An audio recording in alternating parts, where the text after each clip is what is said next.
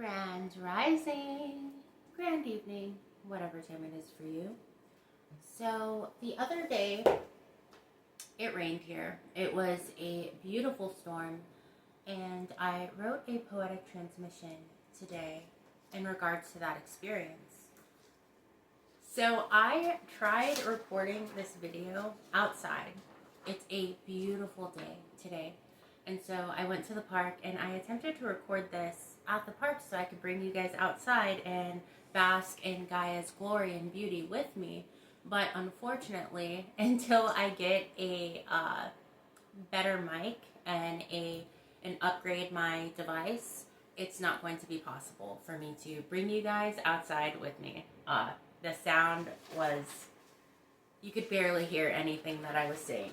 Although it was absolutely beautiful, I had to go spend some time with Gaia before I go into work today. It was just too beautiful of a day for me to pass up the opportunity. So, here's the poetic transmission, and then I have a few things that I want to share with you guys.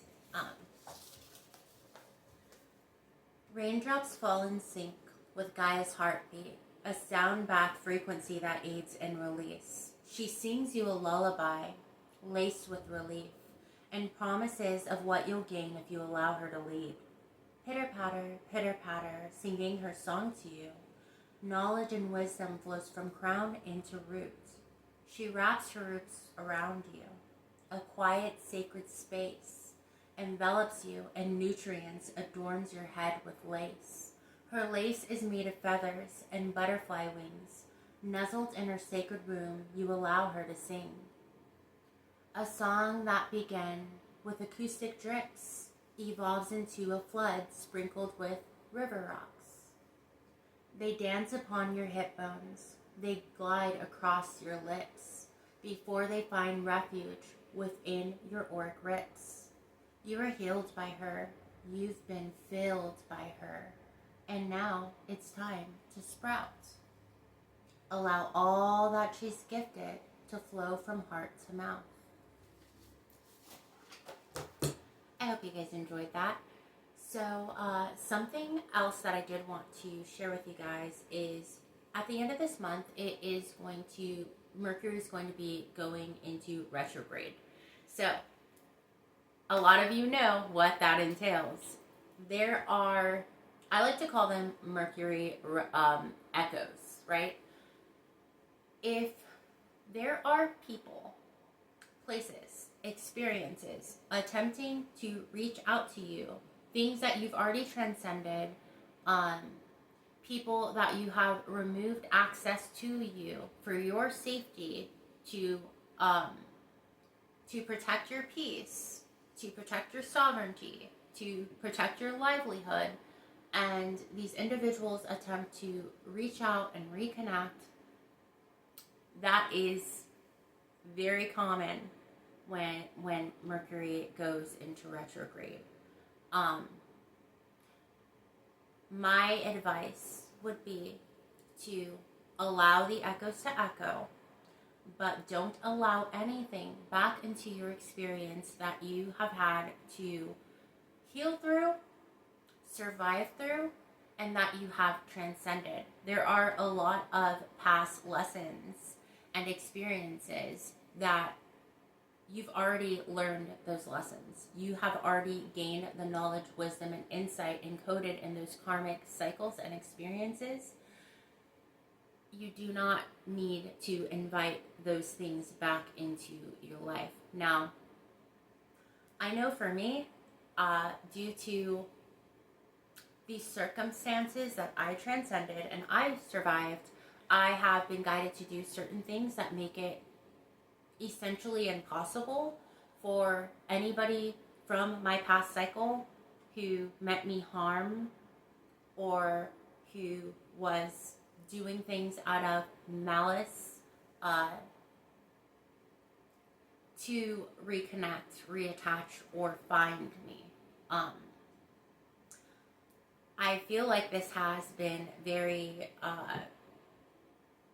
like a divine strategic guidance and strategy that I've been called to carry out in my own life.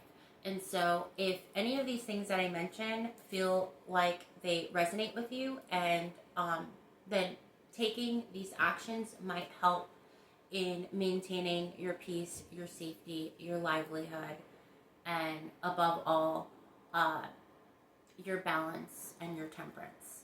So I know for me, I have changed my number multiple times, a few times now. I don't have access to any of my old emails, any of my social medias. The only social media platform I am on is this one, YouTube. All of my old social media accounts, all of my old email accounts are inactive, and I do not even have access to them because I've also changed devices and phone numbers. So I have been guided in such a way that the only individuals who can legally find me are the how do I say this?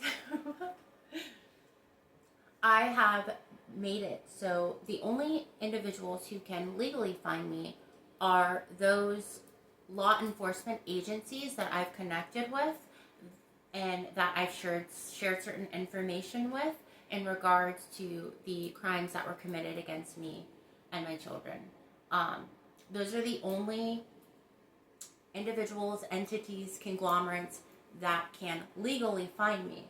I have also been guided to do things in such a way that if anyone from my past karmic cycles who threatened my livelihood, my life, who meant harm, who employed these crimes, attempts to track me down, to find me, they will be seen doing that. So, if any of that resonates with you, it might be helpful to maybe get a new number, or if you have any old email accounts that these individuals can reach out to you on, maybe get a new email account. I strongly believe that where attention goes, energy flows, and sometimes in order to maintain your peace and your safety, it does go both ways. You have to ensure that there are no holes or cracks in your auric field or in your external 3D life and reality for these energies to weasel their way through to get to you and connect with you. And so that's what I'll say about that. Next, I wanted to share a message that I received today, which was we are going to start to see a lot more soul tribe unions, like a lot more individuals who are part of your soul tribe coming into your life. Now, the way that you will know if these are soul tribe members, it will be by their fruits. There is a story in the Bible, I'm touching on a few stories here. There is a story in the Bible, or a passage in the Bible that says you will know them by their fruits when referencing God's people. There's also a story in the Bible, the story of Adam and Eve in the Garden of Eden. And I know that in this story, Adam and Eve eat a fruit from the tree of knowledge of good and evil, correct? And I know a lot of people, they perceive, or the way that it is broadly understood is that the fruit is like a tangible thing, like an apple or some tangible thing. But I believe, or it's my understanding and belief, that the fruit is the knowledge itself. It is awareness. You see, before Adam and Eve consumed this fruit, the knowledge of good and evil, they were unaware that they were naked and bare. They were naive. They were still a spiritual baby. They were like clean slates, right? And then once they consumed it, they gained awareness, not only of good and light, but of dark and evil. So, how that connects to Soul Tribe. You will know your Soul Tribe members by their fruits, the knowledge, the wisdom, and the information that they've gained through their lived experiences. There is a very specific energy and frequency that people who have gained knowledge, wisdom, information, who embody that light, that awareness that they exude and carry. It is very different from, let's say, someone who may have gained knowledge and wisdom and information from a means that is outside of themselves, like someone who's well studied or someone who reads a lot of books. The energy of someone who gains that same knowledge through lived experience, through trial, through tribulation, through tests, through transcendence, through integration, through evolution, feels and is expressed and is embodied a lot different than someone who gained that same information through some external means, some worldly means. The energy is very much different, and you will know them by their fruits.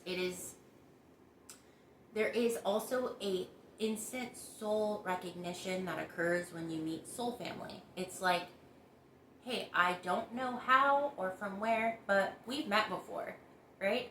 I have a few soul tribe members, soul family members in my current experience, and we even have like an interesting type of telepathy thing that happens. And when I met them, it's like, no, you seem really familiar to me. Now, I will say that this same type of soul recognition also does and occur when it comes to karmic relationships and those more karmic cycle, soul activation relationships that you had in your past cycle and in your past experience that allowed for you to shake that those subconscious aspects of you, those broken mirrored fragments in you, to bring them into your conscious awareness to be integrated so that you are operating as a whole full mirror. But if you are resonating with this message and you're someone who has already exited and closed out those past cycles, you have already gained all the knowledge, wisdom, and information there was to be gained from those past karmic cycles and experiences, then you've already learned the lessons that needed to be learned through having those experiences. So the karmic soul recognition feels significantly different than soul tribe soul recognition. It is less like intense and like loud and ungrounding. It feels a lot more like peace and calm. And so the soul recognition, the way that it's processed and felt, is a lot different. It's like, hey, I feel like I know you from somewhere, versus where have we met before? Like, I feel like I've known you forever. It's a lot more, it's just a knowing. It's just this peaceful, tempered, grounded. That is the word I'm looking for. It is a grounded, rooted experience of soul recognition versus the latter, like the shattering versus the rooted groundedness. And also you will you will know them by their fruits. Okay, your soul tribe members exude a certain type of wisdom that can only be cultivated and only be embodied through experiences, and to piggyback off of that, I've also been getting that we are going to start seeing throughout the next several months, we're going to start seeing a lot more divine union and partnerships and kingdom spouse type unions. And it's the same way that you know your soul tribe members when you connect with them, it is a very similar experience. You will know that that person is your kingdom spouse, is your counterpart by their fruits, but not only that, by their frequency. It will be undeniable that is your counterpart, that is your kingdom spouse, that this is the person that you are meant to connect with and create and build with and manifest with moving forward on your journey. I myself am celibate. I have been for a very long time. I will remain that way until I meet my own kingdom spouse. I'm not in any rush. I'm not looking for it. I don't even, to be perfectly honest, it's not even something that crosses my mind. I just know on an energetic level that I've been communicating with this person, with this individual for a very long time. And when I meet them, I will know. I will know right away. And it will be an undeniable experience. And for those of you who are dating and things like that, like, that is perfectly okay. That is free will, you know, like, do what works for you. But I know for myself, I'm not comfortable with giving myself to anybody in that way unless it is the person that God has for me, specifically for me. And that it's rooted in purpose, and it's rooted in there needs to be a lot more depth there. It needs to, I only want what source has for me. Anything else is just, I'm not interested in it, right? But that's my prerogative. That's, that's just what that is very much tailor-made to my purpose, my mission here, and the way that I operate. But yeah, so divine partnerships and more soul tribe members are coming in for you, and you will know them by their fruits. It will be undeniable. And I think that is, one more thing. So you want to know something really cool about rain? One of the reasons why rain and storms they create such a feeling of peace within a lot of individuals, why it is such a intrinsically meditative experience to listen to rain, is because rain is one of these naturally occurring things that happens here on Earth, on Gaia, that lets off the acoustics that a rain shower lets off, covers the entire spectrum of sound frequencies. So it is like literally being engulfed in a sound bath of the entire frequential spectrum. So I just wanted to add that because I think that that's pretty cool. And if you didn't know that, now you know. I'm sending you guys so much love to the universe and beyond, and I will talk to you later.